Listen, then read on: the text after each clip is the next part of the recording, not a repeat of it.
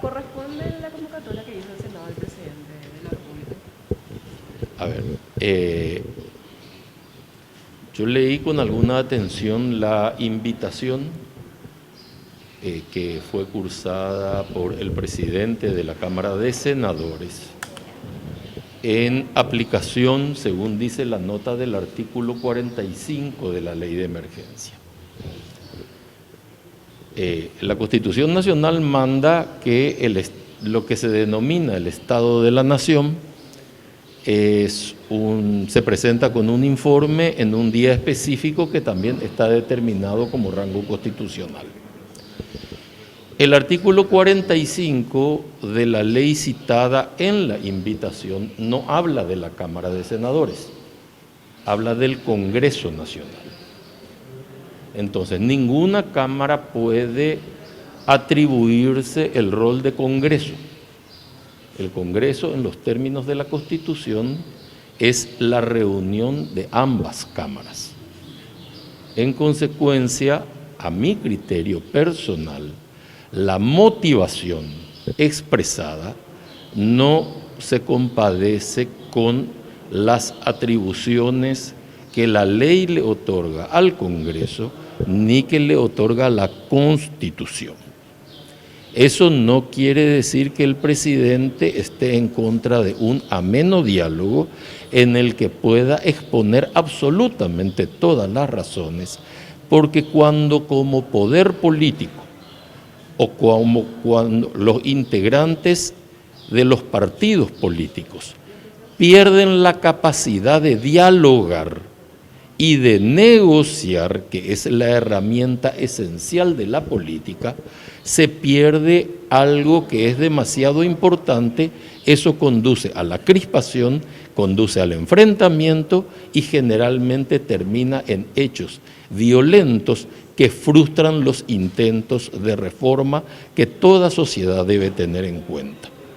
Entonces, separemos lo que consideramos que es específico de rango constitucional en la nota y en la invitación de el diálogo fraterno, afectuoso que deben tener los poderes del Estado para en conjunto llevar adelante las políticas que benefician a la ciudadanía. ¿El presidente decidió ir a esa reunión? El presidente no, ustedes me hicieron a mí una pregunta de lo que pienso yo y yo les puedo decir lo que pienso yo, no lo que va a hacer el presidente. Pero no mencionó nada respecto tampoco.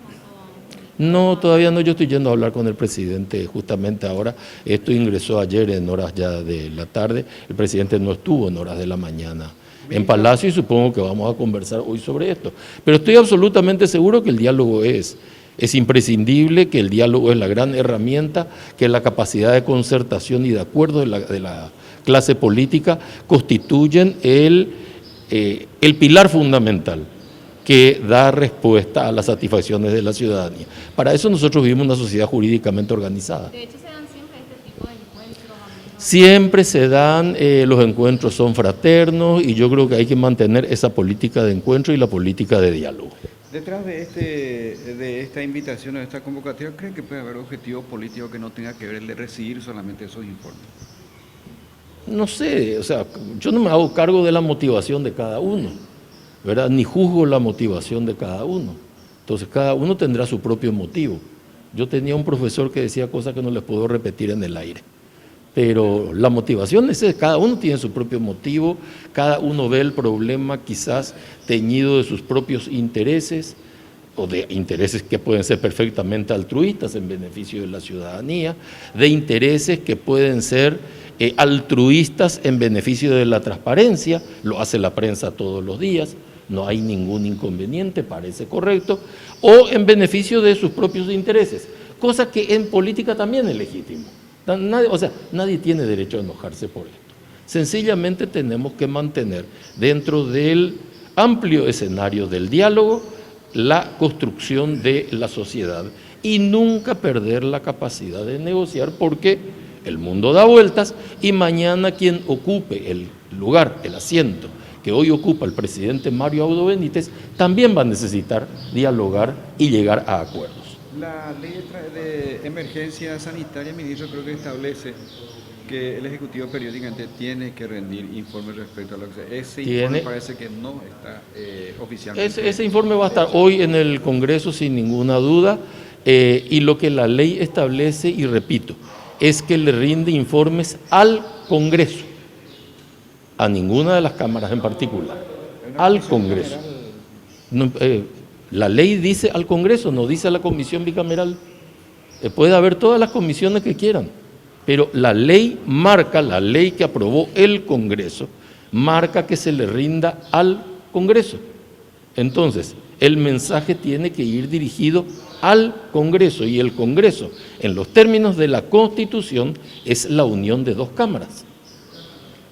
Vamos, gracias. Y acaba de ser lo que señalaba ayer el presidente en su discurso, de que supuestamente hay intenciones políticas, por eso es que se lo ataca a Mazzoleni, diciendo que lo que se hizo fue denunciar hechos de corrupción.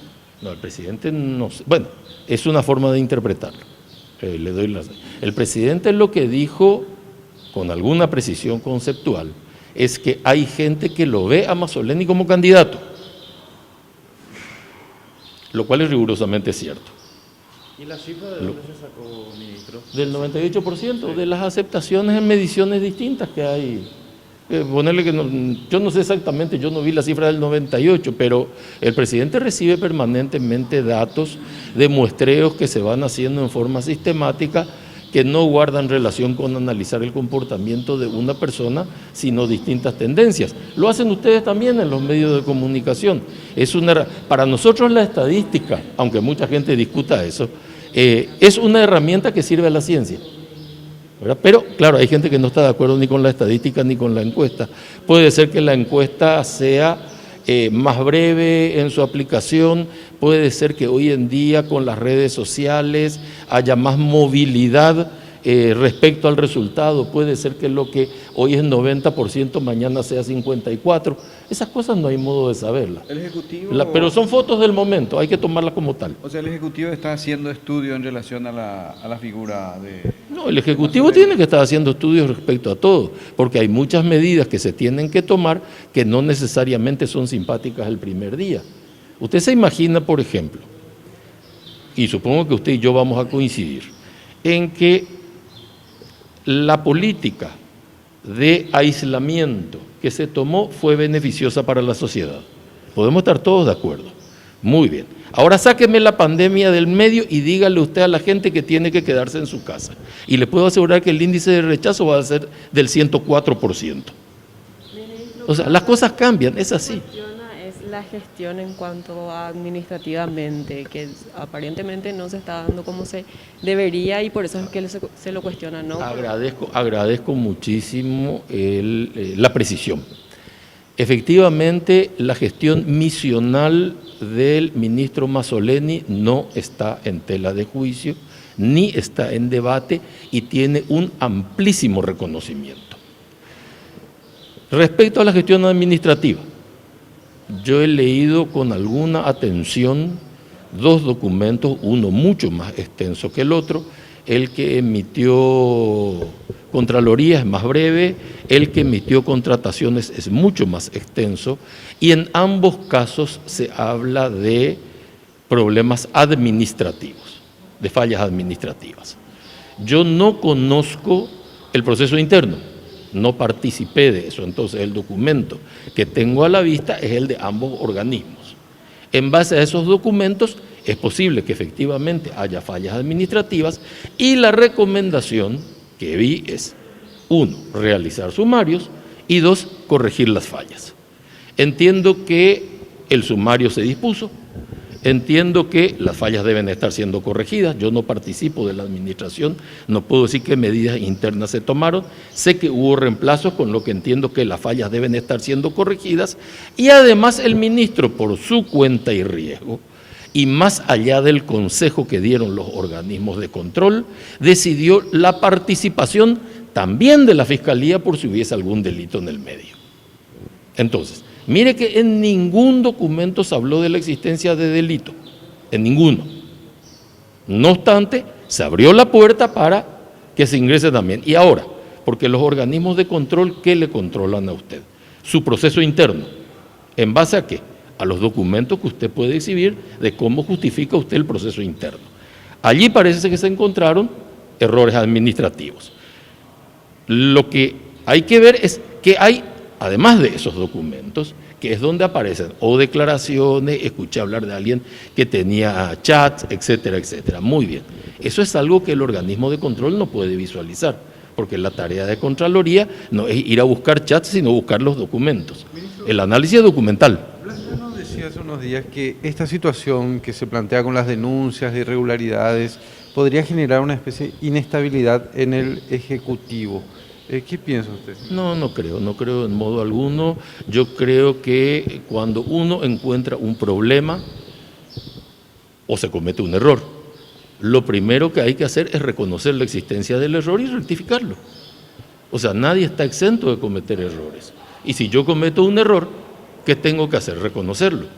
Es como, ¿qué le pasa a usted en su familia con su pareja? Si usted se equivoca o ella se equivoca, bueno, si insisto en la terquedad de no reconocer, entonces sí hay un problema. Cuando uno reconoce el error, bueno, mire, se puede pedir buenamente disculpas ante la ciudadanía y yo creo que todo el mundo comprende que nadie está exento de errores.